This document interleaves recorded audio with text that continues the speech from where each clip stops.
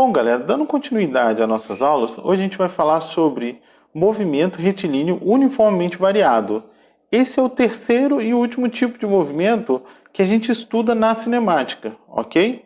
Depois o que a gente vai estudar é uma composição entre o movimento retilíneo uniforme e o movimento retilíneo uniformemente variado, mas isso vai ficar para as próximas aulas, ok? Então vamos lá, o que caracteriza esse movimento?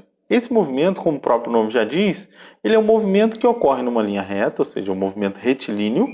Entretanto, ele tem uma característica, que ele é uniformemente variado. O que quer dizer isso? Quer dizer que a velocidade aqui ela não é constante, ela varia. Só que ela tem uma variação que ela é uniforme, que é dada pela aceleração, ok? Então vamos lá, o que vem a ser a aceleração? A aceleração nada mais é do que ΔV sobre ΔT. É assim que a gente define a aceleração. E ela mede o quão varia a velocidade ao longo do tempo, ok? E a gente já viu que para calcular isso daqui, a gente sabe que quando eu tenho um delta na física, quer dizer, a grandeza avaliada no instante final, menos a grandeza avaliada no instante inicial, tá? Que é o que está aqui, ó. ΔV é velocidade final menos velocidade inicial, ΔT é T final menos T inicial. A gente viu lá no movimento retilíneo uniforme que quando eu tenho uma cronometragem de tempo, normalmente o tempo inicial a gente inicia do zero, ok? Então eu vou chamar esse tempo inicial aqui, eu vou mandar ele para zero, ó. Foi para zero. E esse tempo final eu vou chamar simplesmente de T, ou seja, ΔT vai ser igual a simplesmente T. Então, da fórmula da aceleração, substituindo esses valores, que a gente chega nisso aqui, ó. Velocidade final menos velocidade inicial, esse é o ΔV, dividido pelo T, que é o ΔT, ok? Então, se eu passo esse T para lá multiplicando, eu chego aqui, ó. A aceleração vezes o tempo é igual a velocidade final menos velocidade inicial. Se eu passar essa velocidade inicial para o outro lado somando, vai ficar a velocidade final, né, que eu chamei apenas de V, é igual a velocidade inicial mais a aceleração vezes o tempo. Essa é a função horária da velocidade com relação ao tempo no movimento retilíneo uniformemente variado, ok? Se a gente observar, ó, a gente consegue fazer um paralelo com a matemática aqui, que na matemática essa função é conhecida como função linear ou função afim, ok? Ou função do primeiro grau. Que lá na matemática a gente consegue inferir algumas coisas em relação ao gráfico dessa função apenas conhecendo seus coeficientes. Esse coeficiente aqui a gente chama de coeficiente angular e esse coeficiente aqui a gente chama de coeficiente linear, ok? Então o que a gente tem é o seguinte, ó. Se o coeficiente angular for maior do que zero, o que a gente tem é uma reta crescente, uma reta assim, com relação ao gráfico, ó, que é o Y, que é o X, uma reta crescente. Se o coeficiente angular for igual a zero, o que a gente tem é uma função assim, ó, constante. E se o coeficiente angular for menor do que zero, o que a gente tem é uma função assim, ó, decrescente, ok? Então, se a gente analisar, ó, um problema, que a gente tem aqui, ó, é um bloco que se move no sentido positivo do eixo, ou seja, a velocidade dele é positiva e a aceleração é positiva. Então vai entrar aqui velocidade positiva, aceleração positiva. A gente espera um gráfico aqui crescente, ok? Aqui, ó, a gente tem aceleração igual a zero, só tem velocidade. Ou seja, é um gráfico onde a velocidade ela é constante, ó, não tem aceleração. Aqui a gente vai para o movimento retilíneo uniforme, que é o que a gente viu no vídeo anterior, na aula 2. E o último exemplo, a gente tem o movimento acontecendo para a direita, velocidade para a direita, e a aceleração para a esquerda, ou seja, a aceleração negativa com relação à velocidade, é uma desaceleração. E isso gera uma reta decrescente, que é o que está aqui, ok? Então vamos lá. O que mais a gente consegue inferir desses gráficos? A gente sabe que no gráfico velocidade com relação ao tempo, se eu calculo a área sobre a curva, que é o que está aqui, eu tenho o deslocamento. Ó. O deslocamento no gráfico nada mais é do que a área sobre a curva, ou seja, a área do gráfico. E a gente observa que desses três gráficos, observe essa área aqui, ó, é um trapézio, que é igual está aqui. Essa outra área aqui, ó, se a gente olhar a área sobre a curva, que é isso que está aqui, é um retângulo. E aqui, ó, vai ser um triângulo. Então, na verdade, o que a gente tem que saber é a área do trapézio, do triângulo e do retângulo. Então, vamos fazer uma breve revisãozinha como é que a gente calcula essas áreas. A área do retângulo, do trapézio, é base menor mais base maior vezes a altura sobre 2, que é o que está aqui.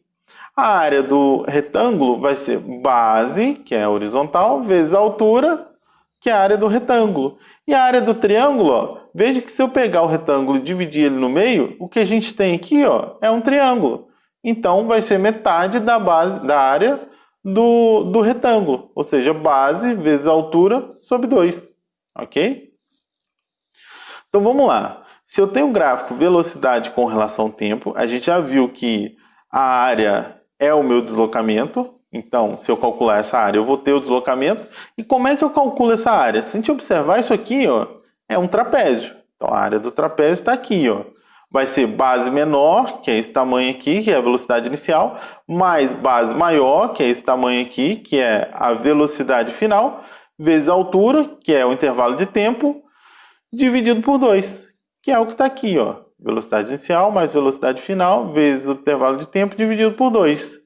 Então, se eu pego essa velocidade final aqui e volto naquela fórmula que a gente deduziu anteriormente, que dizia isso aqui, ó, velocidade final é igual a velocidade inicial mais aceleração vezes o tempo, e se eu substituo isso aqui, ó, o que a gente chega é no seguinte, ó, velocidade, ou seja, o deslocamento, né, vai ser igual a velocidade inicial mais a velocidade final, que é isso que está aqui, ó, velocidade inicial mais a t, vezes o tempo sobre 2. Se eu passo esse t para dentro multiplicando, aplicando a distributiva, multiplicando termo a termo, o que a gente tem é o quê? Aqui, ó, esse termo aqui eu posso somar 2 vezes 0 vezes t, ou seja, 2 vezes 0t, mais at ao quadrado, tudo sobre 2, que é o que a gente tem aqui.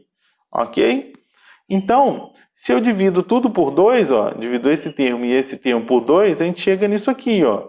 Velocidade inicial, que era 2 vezes dividido por 2, ficou uma vez só. Mais a aceleração vezes t ao quadrado sobre 2. Isso aqui é a variação de espaço, ΔS, que é espaço final menos espaço inicial. Ok?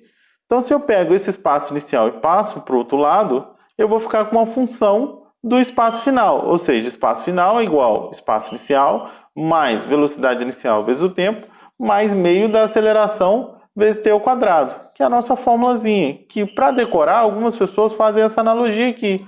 Essa fórmula, como a anterior a gente chamou de sorvete, essa a gente vai chamar de sorvetão, ok? Então, dando continuidade, essa aqui é a função horária da posição com relação ao tempo, no movimento retilíneo uniformemente variado, e aqui também a gente pode fazer uma relação com a matemática. Ó.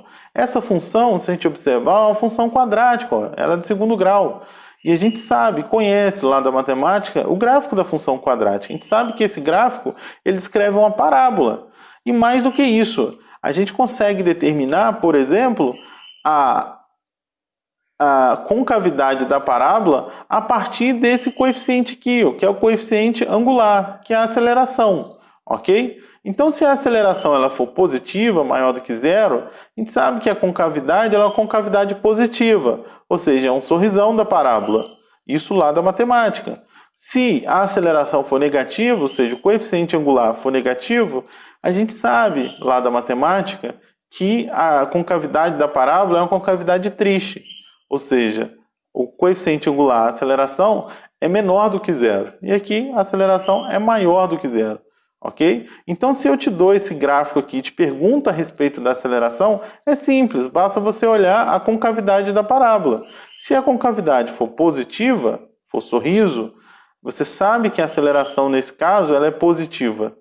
Se a concavidade estiver para baixo, você sabe que a aceleração ela é negativa, ok? Além disso, a gente pode tirar mais uma informação desse gráfico, que é a velocidade. A velocidade no movimento retilíneo uniformemente variado, ou em qualquer outro movimento, ou seja, no gráfico da posição com relação ao tempo, de qualquer tipo de movimento, a velocidade ela é sempre tangente ao gráfico. Ela é uma reta que é tangente ao gráfico. Se a gente observar, ó, eu fiz em vários pontos as retas tangentes ao gráfico. Então aqui a gente tem essa reta aqui, ó, que faz essa declividade. Ela é em pezinho assim. Se a reta tem esse formato, a gente sabe lá da matemática que se eu tivesse uma reta, o gráfico de uma reta que tivesse essa declividade, quer dizer que o coeficiente angular dessa reta ele é maior do que zero. Se ele é maior do que zero, a gente sabe que a velocidade ela é o coeficiente angular da reta, ela é maior do que zero para esse ponto. Nesse ponto aqui, ao contrário, ó, a reta está decrescendo. Se ela está decrescendo, a velocidade ela é negativa, ok? E para esse caso aqui, ó, assim como todos os outros, quando a gente tem no gráfico posição com relação ao tempo a declividade horizontal, quer dizer que a velocidade é igual a zero.